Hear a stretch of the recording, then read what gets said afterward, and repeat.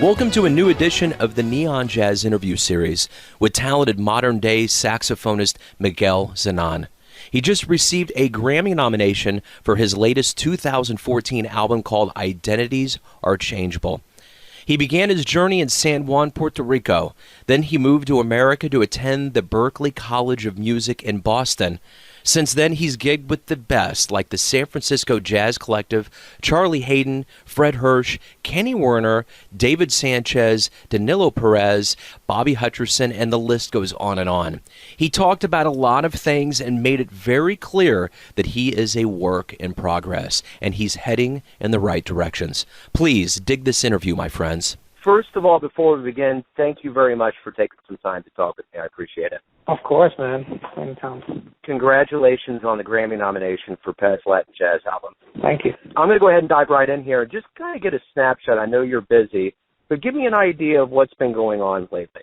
A few different things. I mean, it's kind of hard to say, but this year, I mean, we've been pretty busy sort of touring this project, the project that you mentioned that was nominated. We're touring that project a lot. So we've been in Europe a couple of times, at least 3 times. We played in the States a bunch.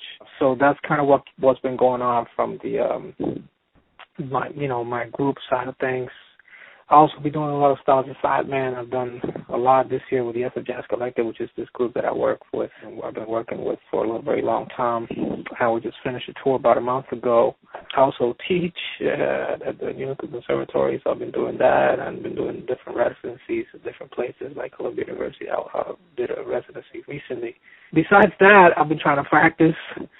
I've been trying to write some music because we're actually getting ready to go into the studio early next year and do another record. So I've been writing a lot of music for that, and we've been rehearsing and trying music out, and that's been taking some time too. So a lot of time plus the family and the holidays coming up and all that. Yeah, and that's the good stuff, man, for sure.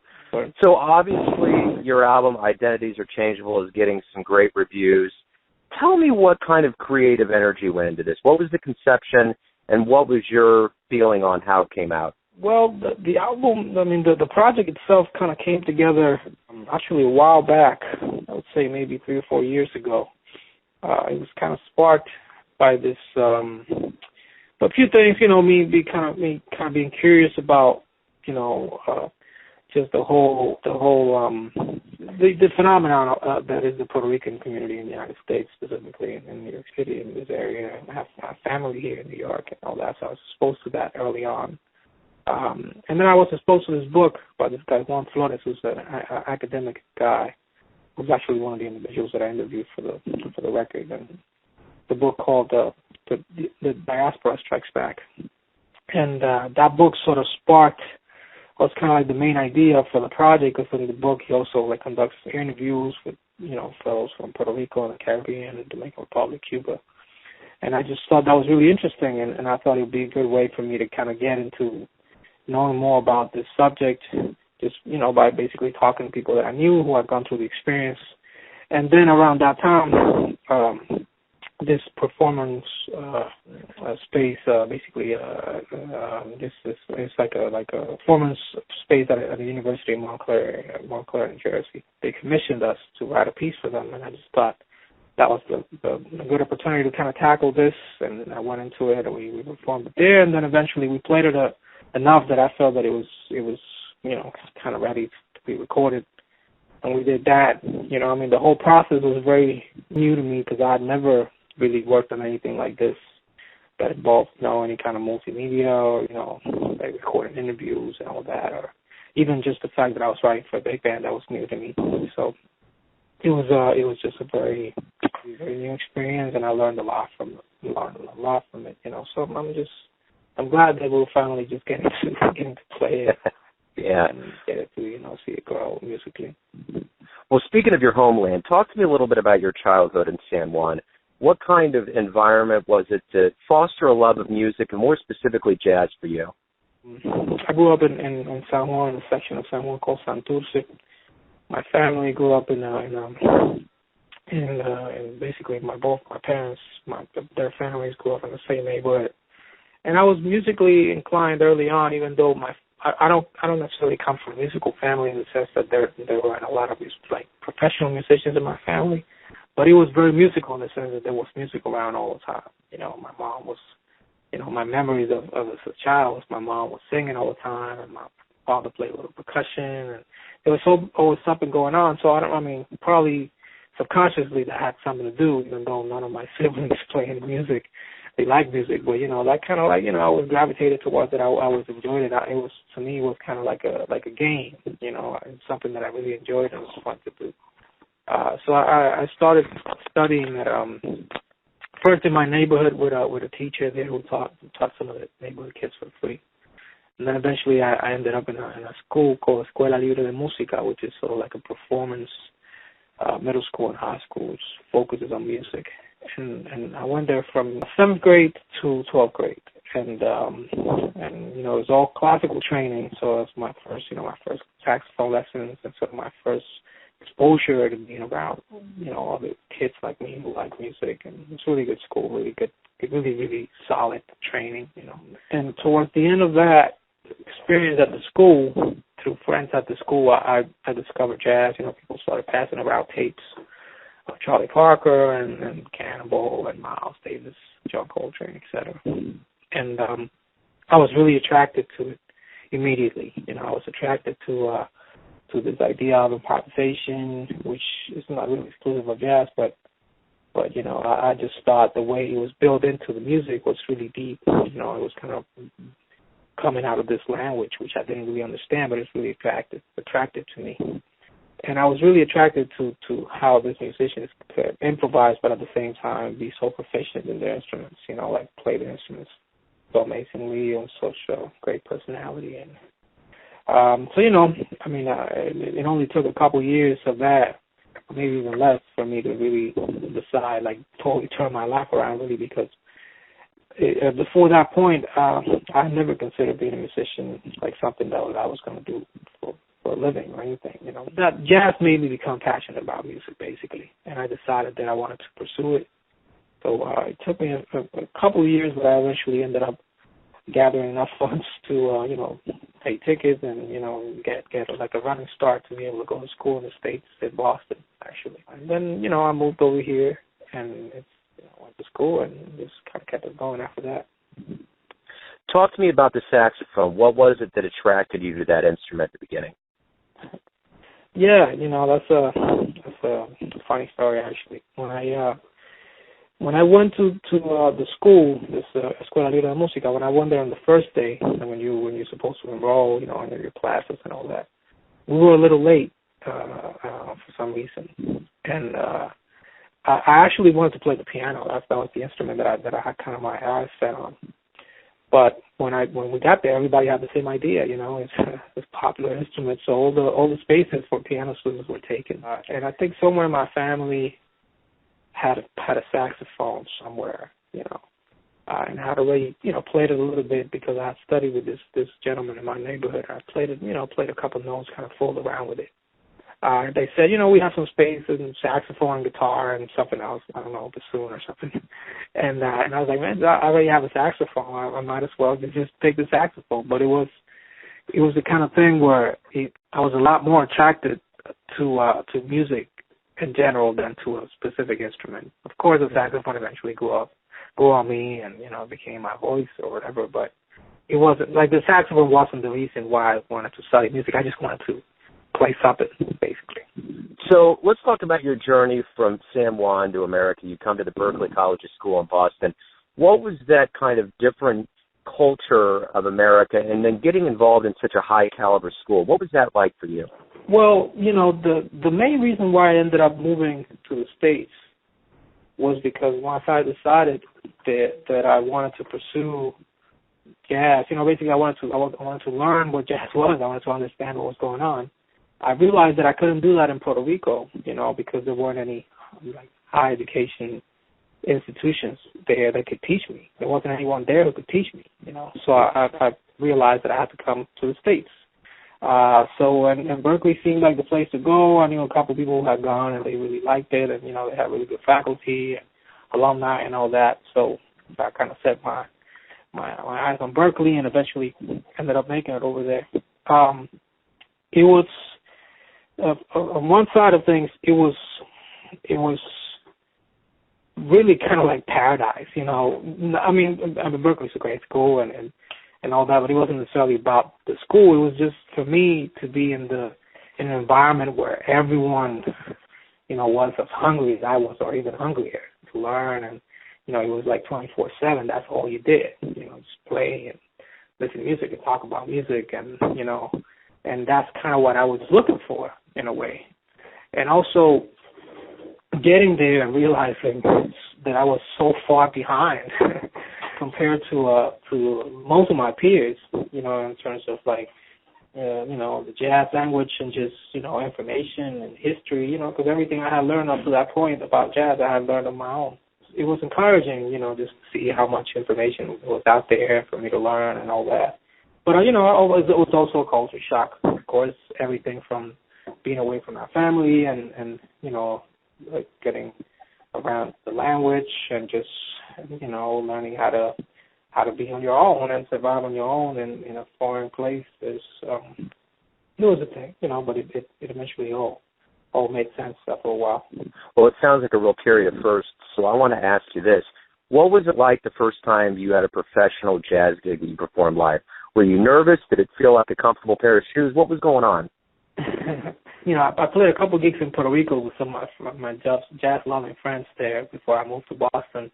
And at first, you know, I mean, playing jazz, even though I was very new to it and it was all very kind of all coming together for me, I was actually very relaxing. You know, I mean, it was very fun. It was like I was discovering something new. It was really amazing. You know, I mean, I think maybe once I got to the States, once I got to Boston, and I came into my first couple of professional situations where, you know, like the bar was a little higher and, you know, more people watching and the level was higher.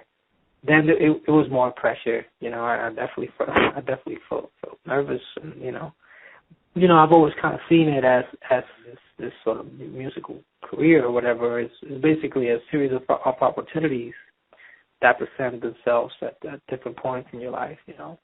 And sort of my motto has always been to make sure that you're prepared, you know, for when those opportunities come, you can take advantage of them and be at your best and all that. So, you know, that's basically what I tried to do. I tried to, you know, when those opportunities came and somebody called me for a gig, I made sure that I was ready, you know, that I knew the music well and I could do the best I could, you know. Absolutely. And that helped just kind of made me feel a little more at ease, and you know, I was nervous, but I knew that I had prepared, so I wasn't nervous on that side of things. I just wanted to, you know, make sure that I didn't have nervous breakdown. Well, obviously everything worked out pretty well because you toured and recorded with the San Francisco Jazz Collective, Brett Hersh, Charlie Haden, the Vanguard Village Orchestra, the Mingus Big Band. It goes on and on.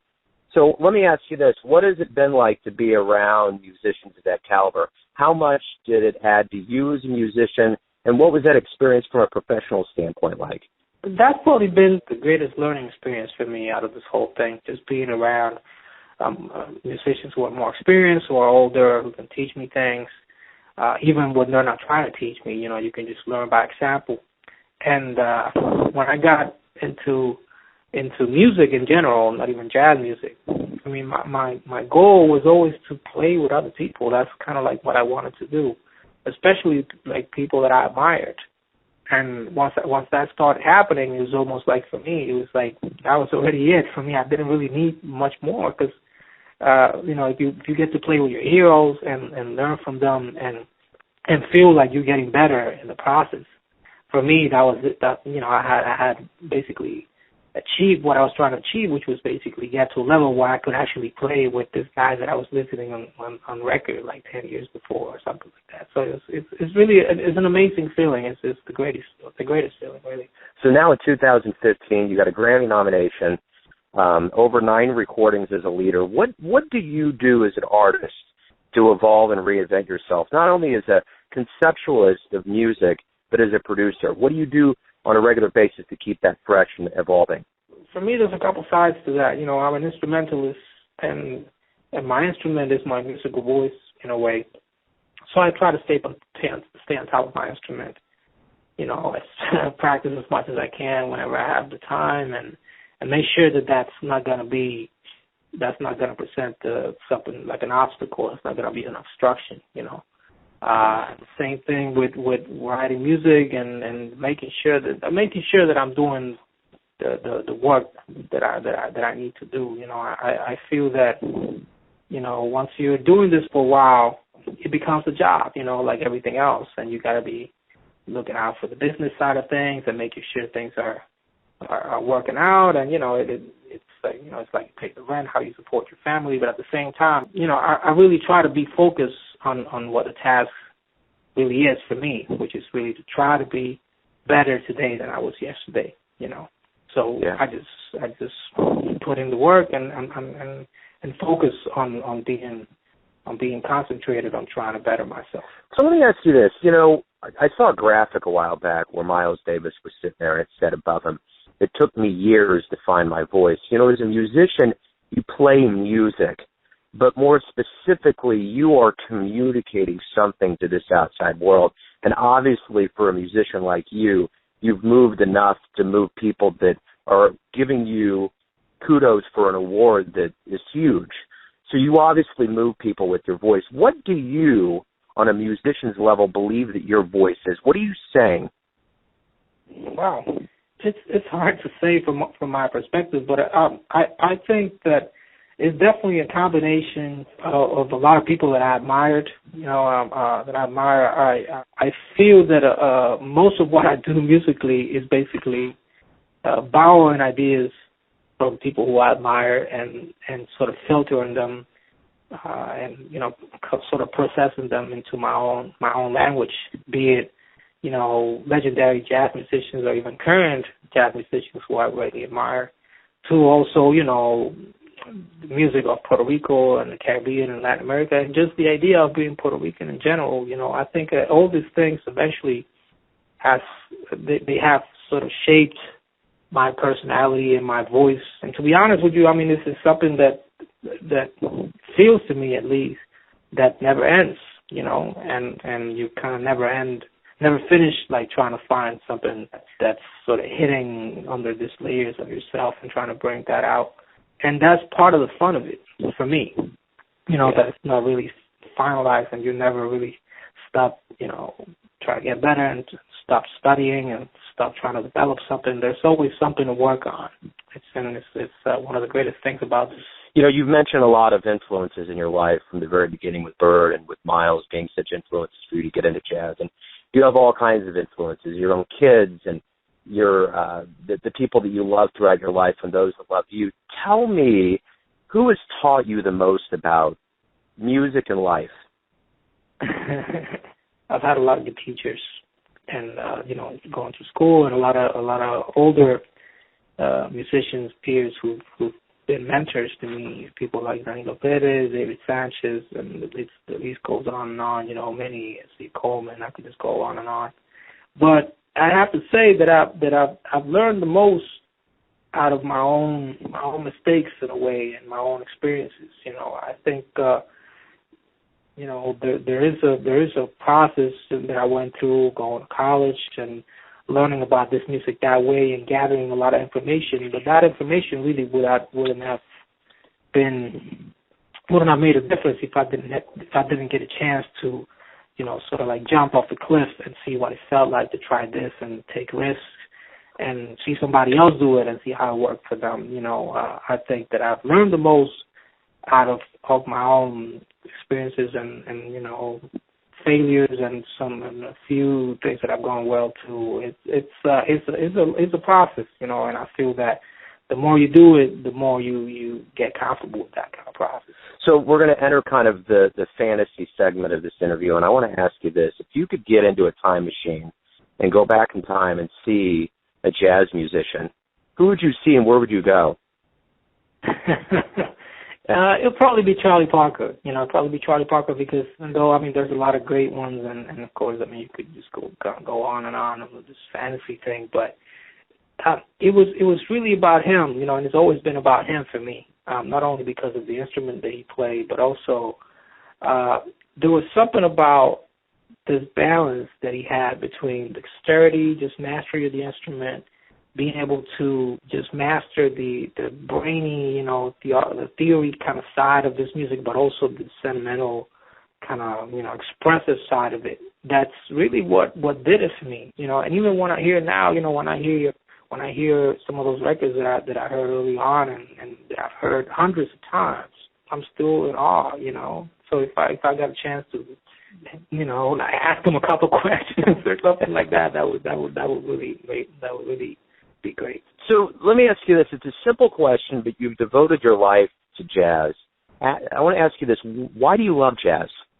There is an element in jazz. I mean, I was talking earlier about this idea of improvisation and this idea of it having like a really nice balance between something that's more intellectual and something that's more like sentimental. And those are really a lot of great things to love about this music. But for me, it really comes down to, you know, it gives you the opportunity to take risks constantly.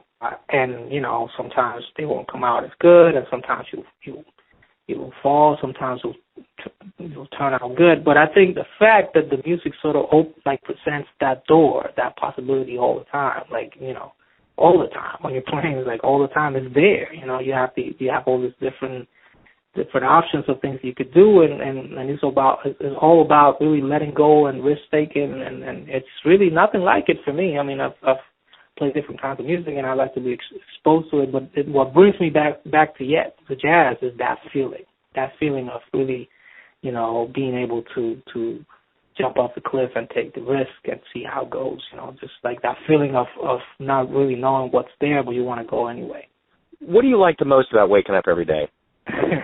Well, you know, to tell you the truth, I mean, I love my family, and I love, you know, being in my home and traveling and doing everything that I do. But I really like working. I really like going to work. You know, I really like going to my practice room and doing it, sitting on my piano, writing music. I really enjoy it. You know, I look forward to it every day. And if I don't do it for a couple of days, I sort of get in a bad mood. So that makes me very happy. That's cool, man. Final question here. Everybody has a perception of who you are. Your fans, your family, your people that produce your records, everybody. But who do you think you are? I don't know. You know, I mean, it's sort of like a question that I've been trying to figure out for a very long time. You know, for a while there, it was hard for me to think about myself as an identity, you know, because I was kind of I was focused on things that didn't really have to do with that, and I was trying to figure out what I wanted my life to be, you know, what kind of road I wanted to take. And even these days, you know, I mean, you asked me that question, and you know, I'm a Puerto Rican musician, saxophonist, composer who lives in New York, and I've been in the States for half of my life. And, you know, it's hard for me to say, you know, pinpoint a thing, but, you know, if I was going to say something, I would say a work in progress. Let's put it that way. Right on. That's perfect, man. Hey, Miguel, thank you for opening up with me today. I appreciate your time. Thank you, man. It's my pleasure. Thanks for listening and tuning in to yet another Neon Jazz interview, where we give you a bit of insight into the finest players in Kansas City, New York City, and spots all over the world, giving us all that jazz. And thanks to Miguel for his passion, his cool, and all that great music. If you want to hear more interviews, go to Famous Interviews with Joe Domino on the iTunes Store, or visit theneonjazz.blogspot.com for all things Neon Jazz.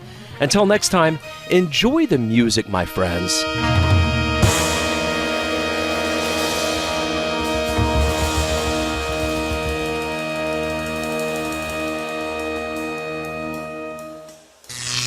Neon Jazz.